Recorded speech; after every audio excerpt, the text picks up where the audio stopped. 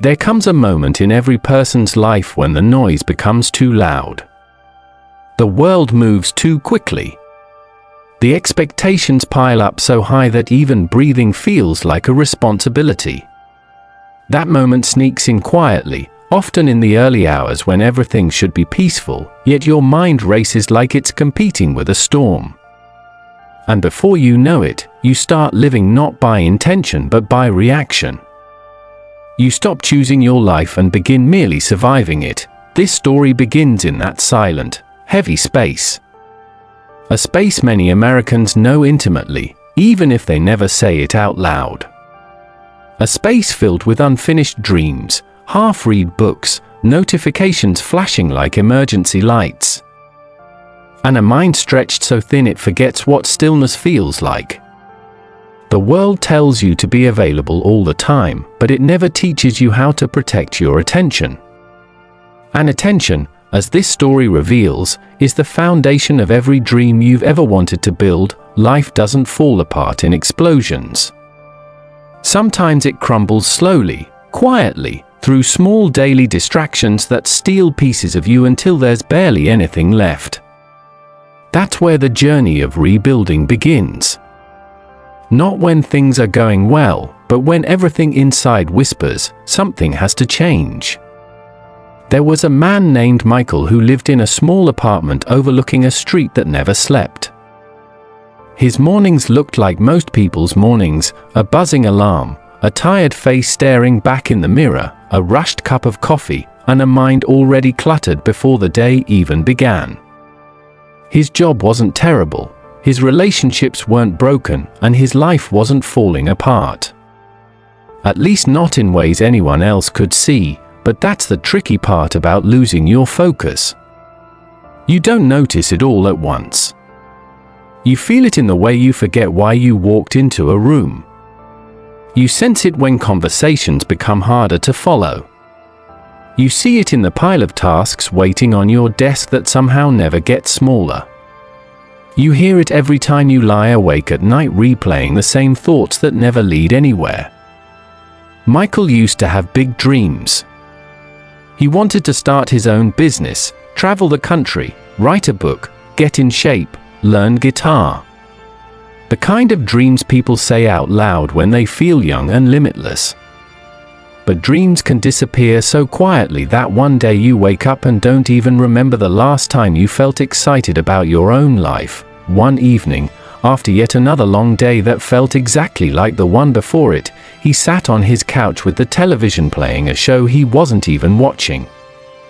His phone buzzed every few minutes.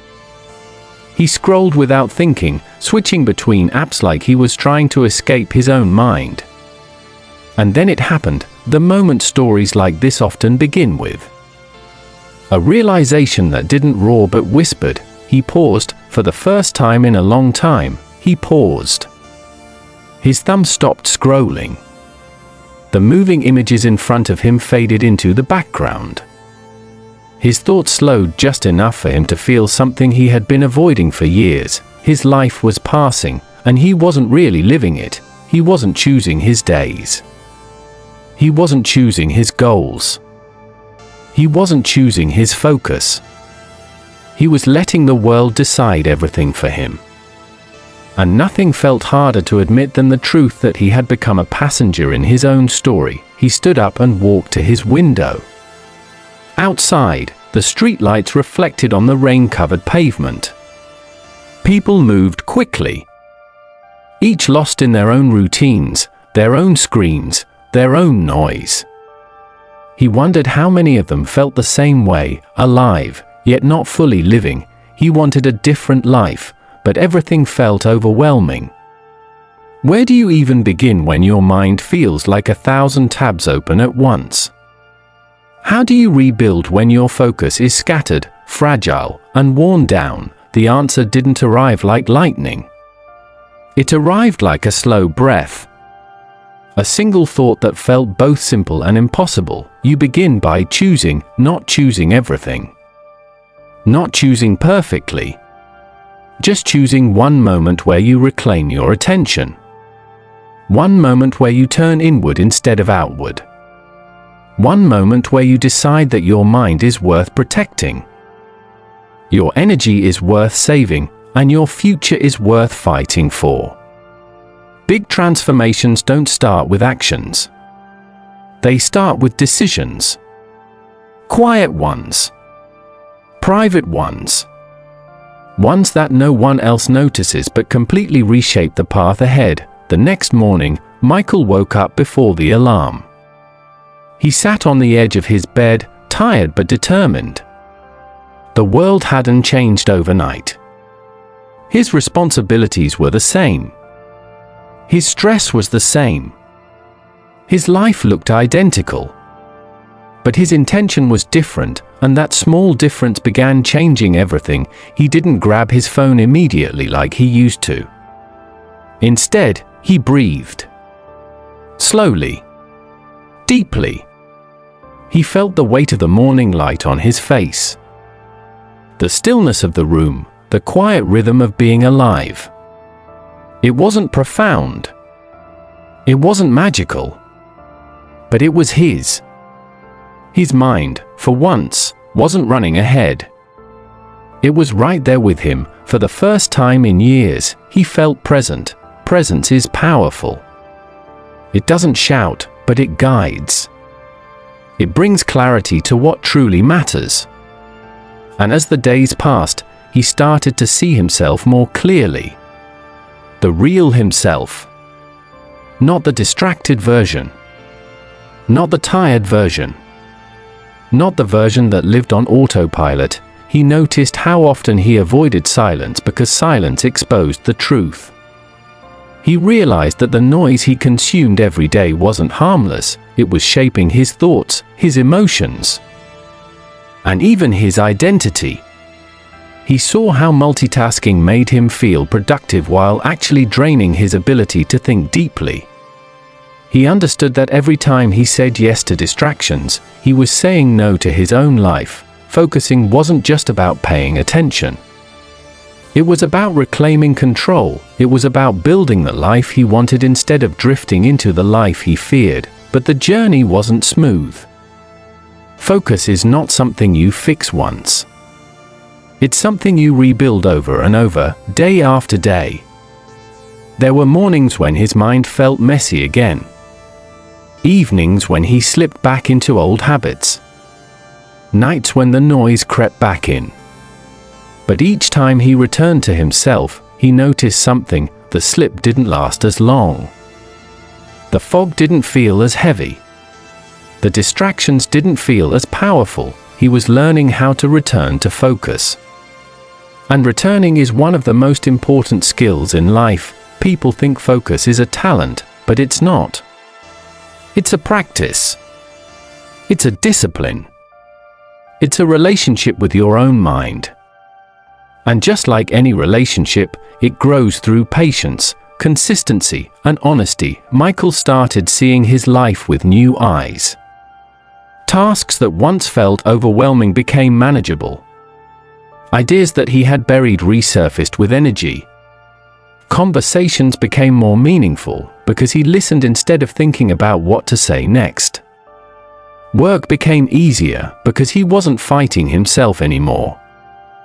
Even walking outside felt different, like the world had texture again. The change wasn't outside. It was inside. A clear mind creates a clear life. One evening, months after that quiet moment in his apartment, he returned to the same window where it all began. The street was still busy. The rain still painted the pavement.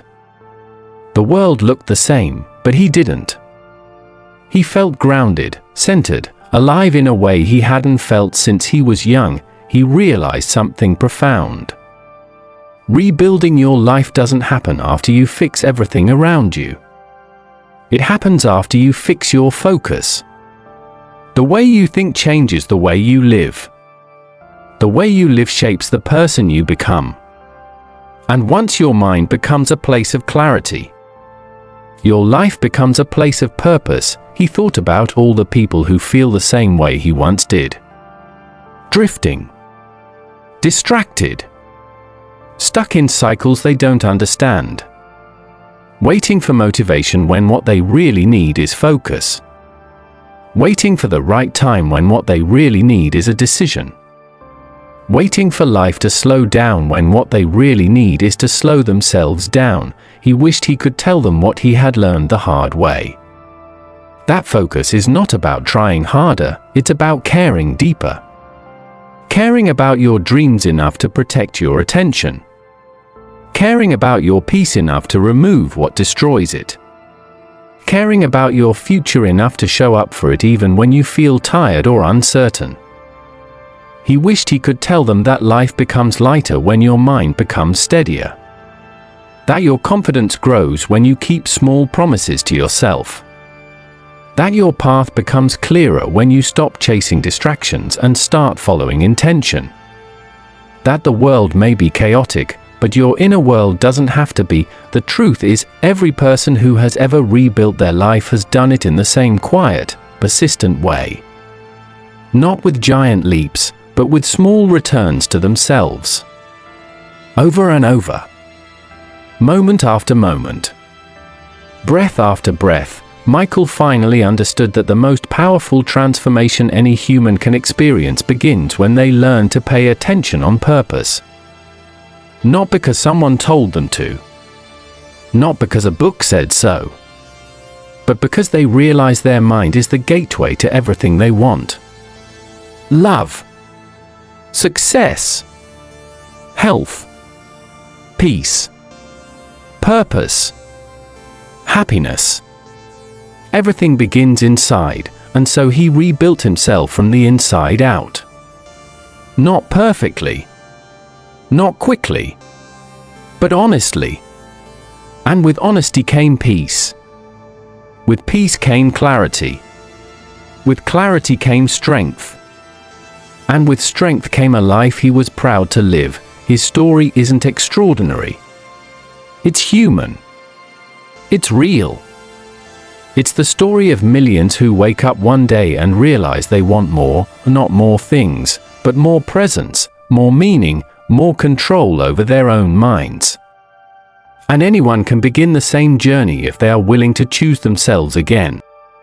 If your life feels noisy, if your mind feels scattered, if you feel like you're running but never arriving, remember this story. Remember that change begins the moment you decide your focus matters. The moment you choose your attention instead of surrendering it. The moment you say, quietly but confidently, "My mind belongs to me." You can rebuild your life. You can rebuild your peace. You can rebuild your clarity. And it all begins with the choice to fix your focus, because once you fix your focus, you don't just rebuild your mind, you rebuild your life. I share stories like this every day. Subscribe so you don't miss the next one.